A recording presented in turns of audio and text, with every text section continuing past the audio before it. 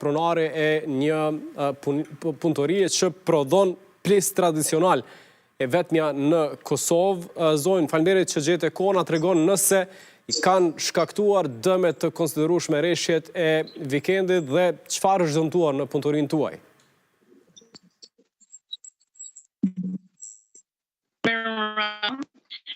Po, na ishim atje, pakës ishim sa do pak përgatitur. Një centimetra gati ka pas ujë aty. Do me thënë, damet materiale janë bol kemi dame materiale. A mund të punoni aktualisht në punëtorinë tuaj? A e keni pastruar ambientin? Si ka qenë?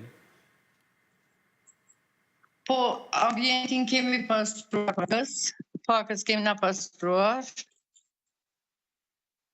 Gjysmë disa që ishin në punim, janë shkatruar ato shumë, kogja shumë. Landa e parë, do me thënë, leshe i deleve, po. Maqinerin nuk jenë ato ditë, nuk mujtë të thotë me lëshë maqinat, shkaku që podi ka qenë i lagësht, do të shohim nesër apo pas nesër, edhe nesër punëtorët nuk i marrin punë.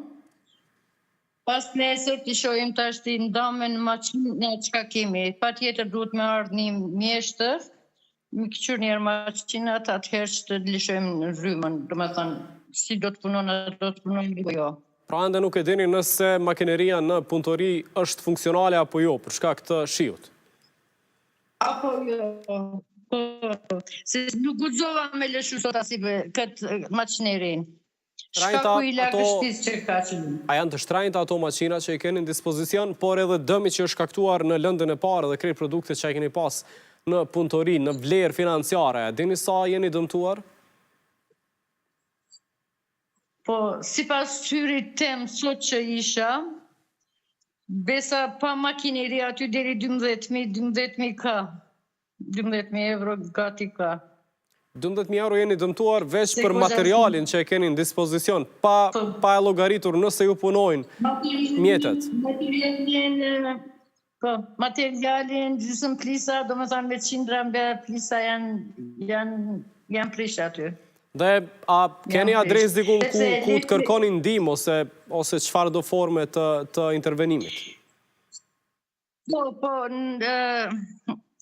sot kërkova edhe ndihmë, erdhën për kanalizimin mi ndreq pakës, erdhën një kompani komuna emergjente, agencë që shpatemnin, erdhën pak si ndihmë, mirë, por na familjarisht ma tepër kena pastruar, kena bërë. Zonë Ryë, faleminderit shumë që gjete kohë ti tregosh këto përjetime që i ke pas në vikend. Shpresojmë që të kthehet në normalitet gjithçka. Do të flasim për diçka tjetër, sot është